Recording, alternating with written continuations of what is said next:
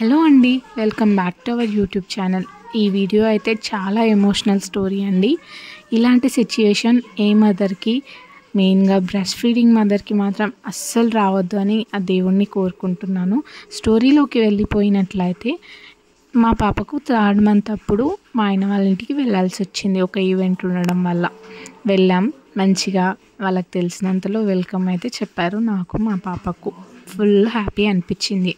Event అయిపోయిన 2 డేస్కి నా బాడీలో ఒక చోట నేను ఒక చిన్న బంప్ లాంటిది చూశాను. అది వీడియోలో వచ్చి ఉంటుంది అని అనుకున్నాను.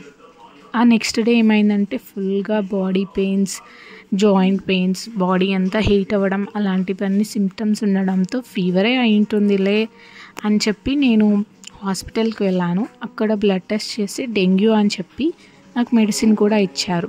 అది ఇంకా నేను అలా హాస్పిటల్కి వెళ్ళి వచ్చిన నెక్స్ట్ డే బాడీ అంతా మెల్లమెల్లగా బంప్స్ అనేవి స్టార్ట్ అయిపోయాయి. ఇంకా నాకు బాగా అర్థమైంది ఇది అమ్మవారి అని. అప్పటికీ డౌటే, బట్ పెద్దవాళ్ళని అడిగేసరికి చెప్పారనమాట. యాక్చువల్గా అమ్మవారు రావడానికి బిహైండ్ ద రీజన్ ఏంటి అంటే, మా అక్కయ్య పిల్లలకు వచ్చింది. వాళ్ళు వేరే దగ్గర ఉంటారు. ఇంకా ఫస్ట్ పాపకు వచ్చింది. తనకు కంప్లీట్ అవ్వగానే తనను తీసుకొచ్చి మా అమ్మ వాళ్ళ ఇంటి దగ్గర వదిలిపెట్టాడు. అక్కకి బాబు కూడా ఉన్నాడు, వాడికి కూడా వచ్చిందనమాట తినక అయిపోయిన తర్వాత. సో తనని ఇక్కడికి తీసుకొని వచ్చారు. ఇంకా తనకు వచ్చింది. అట్ ద సేమ్ టైం నేను మా ఆయన వాళ్ళ ఊరికి వెళ్ళాను. అక్కడ కూడా కొన్ని కేసెస్ ఉన్నాయంట. సో ఇలాగోలాగ వచ్చింది. ఇంకా నా సిచ్యువేషన్ ఏంటి అంటే, బేబీ చాలా చిన్నగా ఉంది. బ్రెస్ట్ ఫీడింగ్ చేయొచ్చో లేదో, ఒకవేళ తనకు వస్తుందో ఏమో అని చాలా పిచ్చి ఆలోచనలు వచ్చాయి. ఎంతలా ఏడ్చానో నాకే తెలీదు. తనని ముట్టుకోవాలంటే కూడా చాలా భయమేసింది. కానీ ఆ టైంలో ఫ్యామిలీ సపోర్ట్ చాలా ఉండింది. మా ఆయన కూడా చాలా బాగా సపోర్ట్ చేశాడు. ఇంకా రోజు ఇలాంటి పేస్ట్ ఒకటి అంటే వేపాకు, ఇంకా వేరే వేరే ఆకులన్నీ కలిపి ఇలాంటి పేస్ట్ అయితే చేసి ఇచ్చేవారు. ఇది బాడీకి రాసుకోవాలంట. కొన్ని రిచువల్స్ ఉంటాయండి, అమ్మవారు పోసినప్పుడు ఊర్లలో ఖచ్చితంగా ఈ రిచువల్స్ ఫాలో అవ్వాల్సిందే. ఇంకా అలా నేనైతే కంటిన్యూస్గా రోజు మంచిగా మెడిసిన్ తీసుకున్నాను, సెలైన్స్ పెట్టించుకున్నాను. అప్పటికీ డౌటే నాకు బేబీకి వస్తుందేమో అని. అయితే అందరు ఏమన్నారంటే, అమ్మవారు వచ్చేది ఉంటే ఖచ్చితంగా వచ్చేస్తుంది, మనం ఆపలేం దాన్ని, ఇంకా చిన్నపిల్లలకే తొందరగా క్యూర్ అవుతుంది, నువ్వే జాగ్రత్త ఉండాలి. అయినా నీకు ఆల్రెడీ ఇంజెక్షన్స్, సెలైన్స్ పెడుతున్నారు కదా, అందులో ఉన్న యాంటీబాడీస్ బేబీకి రానట్లు ఉంటుంది, నువ్వు మిల్క్ ఇస్తావు కదా, ఏం ప్రాబ్లం లేదు అని సపోర్ట్ చేశారు. ఆ టైంలో నాకు చాలా అసలు పిచ్చి ఆలోచనలు వచ్చాయి. అలాంటి ఆలోచనల నుండి బయటికి రావడానికి ఇలా పిల్లలు ఆడుకుంటుంటే చూస్తూ ఉండేదాన్ని.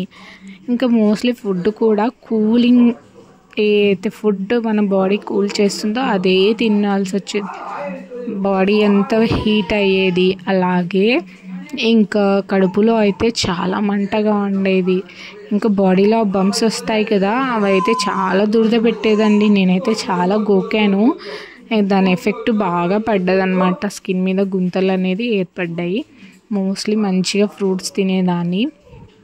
ఈ టైంలో మనకి ఇలాంటివి జరిగినప్పుడు ఫ్యామిలీ సపోర్ట్ గిన లేదు అంటే అసలు మనం నిజంగా చాలా డిప్రెషన్లోకి వెళ్ళిపోతామండి. సో ఇలాంటివన్నీ వచ్చినప్పుడు మంచిగా ఫ్యామిలీ సపోర్ట్ తీసుకొని మంచి ఫుడ్ తీసుకుంటే తొందరగా తగ్గిపోతుంది. ఇంకా అలాగే పాపకు ఫీడింగ్ కూడా ఇచ్చేదాన్ని. ఫస్ట్లో అయితే చాలా భయమైంది, తనని టచ్ కూడా చేయలేదు. ఇంకా కొన్ని రోజులు అంటే ఒక 3 days వరకు అయితే జస్ట్ ఫీడింగ్ ఇచ్చేదాన్ని, పక్కకు పెట్టేసేదాన్ని, నన్ను ముట్టుకోకుండా ఉండేదాన్ని. అందరూ అదేమైనా అంటురోగమా, ఒకవేళ వచ్చేది ఉంటే అమ్మవారు ఖచ్చితంగా వస్తారు, నువ్వు ఎందుకు ఇలా చేస్తున్నావు, పాపని దగ్గరికి తీసుకో అని చాలా సపోర్ట్ చేస్తే అప్పుడు నేను అసలు తనని తీసుకున్న. లిటరల్లీ 3 days అయితే కంటిన్యూస్గా ఏడ్చేసానండి. అందుకే ఇలాంటి సిచ్యువేషన్ ఏ మదర్కి, మెయిన్గా బ్రెస్ట్ ఫీడింగ్ మదర్కి రావద్దు అని నేను చెప్పింది. ఇదండి నా story. Thanks for watching. Please subscribe to my YouTube channel.